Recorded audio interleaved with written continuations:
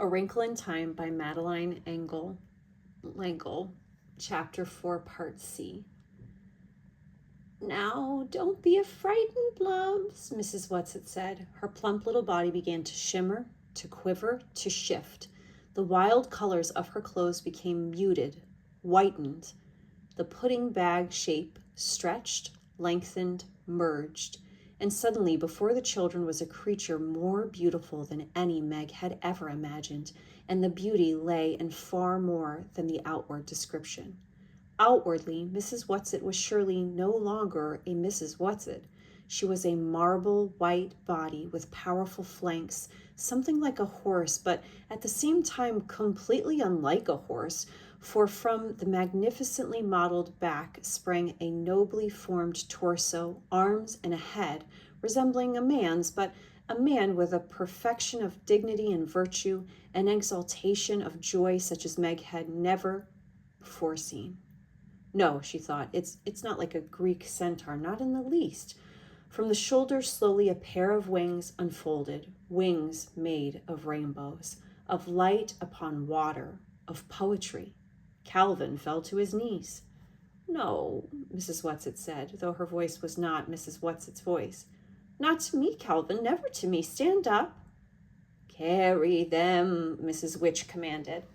With a gesture both delicate and strong, Mrs. Whatsit knelt in front of the children, stretching her wings, wide and holding them steady, but quivering. Onto my back now, the new voice said. The children took hesitant steps toward the beautiful creature. But what do we call you now? Calvin asked. Oh, my dears, came the new voice, a rich voice with the warmth of a woodwind, the clarity of a trumpet, the mystery of an English horn. You can't go on changing my name each time I metamorphose. And I've had such pleasure being Mrs. Whatsit, I think you'd better keep to that. She, he, it smiled at them, and the radiance of the smile was as tangible as a soft breeze, as directly warming as the rays of the sun. Come, Charles Wallace clambered up. Meg and Calvin followed him, Meg sitting between the two boys. A tremor went through the great wings, and then Mrs. Whatsit lifted, and they were moving through the air. Meg soon found that there was no need to cling to Charles Wallace or Calvin. The great creature's flight was serenely smooth. The boys were eagerly looking around the landscape. Look, Charles Wallace pointed. The mountains are so tall that you can't see where they end. Meg looked upward, and indeed the mountains seemed to be reaching into infinity.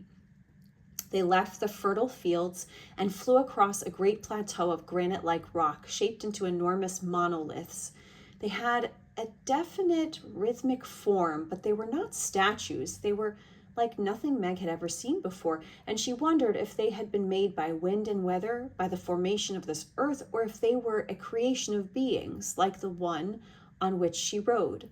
They left the great granite plain and flew over a garden, even more beautiful than anything in a dream. In it were gathered many of their creatures like the ones Mrs. Whatsit had become, some lying among the flowers, some swimming in a broad crystal river that flowed through the garden, some flying in what Meg was sure must be a kind of dance, moving in and out above the trees. They were making music, music that came not only from their throats, but from the movement of their great wings as well. What are they singing? Meg asked excitedly. Mrs. Whatsit shook her beautiful head. It won't go into your words. I can't possibly transfer it to your words. Are you getting any of it, Charles? Charles Wallace sat very still on the broad back, on his face an intently listening look, the look he had when he delved into Meg or his mother. A little, just a very little, but I think I could get more in time. Yes, you could learn it, Charles, but there isn't time. We can only stay here long enough to rest up and make a few preparations. Meg hardly listened to her. I want to know what they're saying. I want to know what it means. Try, Charles, Mrs. Whatsit urged. Try to translate. You can let yourself go now. You don't have to hold back. But I can't, Charles Wallace cried in an anguished voice. I don't know enough, not yet. Then try to work with me, and I'll see if I can't verbalize it a little for them. Charles Wallace got his look of probing, of listening. I know that look, Meg thought suddenly. Now I think I know what it means, because I've had it myself sometimes doing math with Father when a problem is just about to come clear. Mrs. Whatsit seemed to be listening to Charles's thoughts. Well, yes, that's an idea. I can try. Too bad you don't really know it, so you can give it to me direct, Charles. It's so much more work this way. Don't be lazy, Charles said. Mrs. Whatsit did not take offense. She explained, oh, it's my favorite kind of work, Charles. That's why they chose me to go along, even though I'm so much younger. It's my one real talent. But it takes a tremendous amount of energy, and we're going to need every ounce of energy for what's ahead of us. But I'll try. For Calvin and Meg, I'll try. She was silent. The great wings almost stopped moving.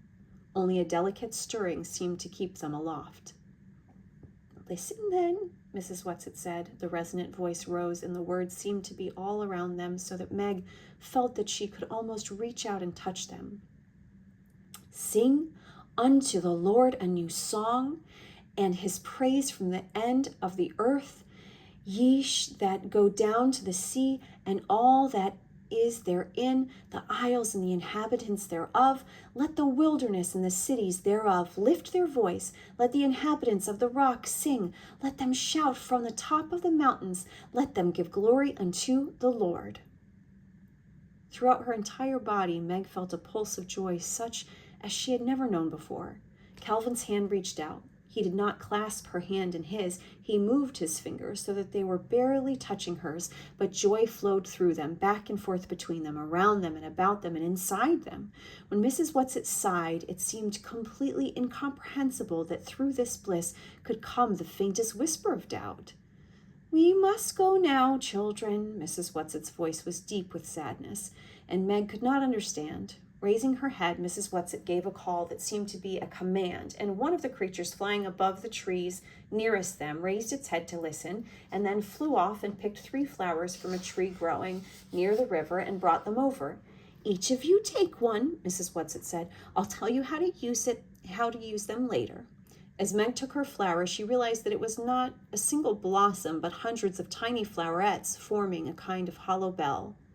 Where are we going? Calvin asked. Up. The wings moved steadily, swiftly. The garden was left behind, the stretch of granite, the mighty sharps, and then Mrs. Whatsit was flying upward, climbing steadily up, up. Below them, the trees of the mountain dwindled, became sparse, were replaced by bushes, and then small dry grasses, and then vegetation ceased entirely, and there were only rocks, points and peaks of rock, sharp and dangerous. Hold on tight, Mrs. Whatsit said. Don't slip. Meg felt Calvin's arm circle her waist in a secure hold. Still, they moved upward. Now they were in clouds. They could see nothing but drifting whiteness, and the moisture clung to them and condensed in icy droplets. As Meg shivered, Calvin's grip tightened. In front of her, Charles Wallace sat quietly. Once he turned just long enough to give her a swift glance of tenderness and concern, but Meg felt as each moment passed that he was growing farther and farther away, that he was becoming less and less her adored baby brother and more one with whatever kind of being Mrs. Whatsit, Mrs. Who, and Mrs. Which in actuality were. Abruptly, they burst out of the clouds into a shaft of light. Below them, there were still rocks. Above them, the rocks continued to reach up into the sky. But now, though it seemed miles upward, Meg could see where the mountain at last came to an end. Mrs. Whatsit continued to climb, her wings straining a little. Meg felt her heart racing. Cold sweat began to gather on her face, and her lips felt as though they were turning blue. She began to gasp. All right, children, use your flowers now, Mrs. Whatsit said. The atmosphere will continue to get thinner from now on. Hold the flowers up to your face and breathe through them, and they will give you enough oxygen. It won't be as much as you're used to, but it will be enough. Meg had almost forgotten the flowers and was grateful to realize that she was still clasping them. Then she hadn't let them fall from her fingers. She pressed her face into the blossoms and breathed deeply. Calvin still held her with one arm, but he too held the flowers to his face. Charles Wallace moved the hand with the flowers slowly, almost as though he were in a dream. Mrs. Whatsit's wings strained against the thinness of the atmosphere. The summit was only a little way above them, and then they were there. Mrs. Whatsit came to rest on a small plateau of smooth, silvery rock. There ahead of them was a great white disk.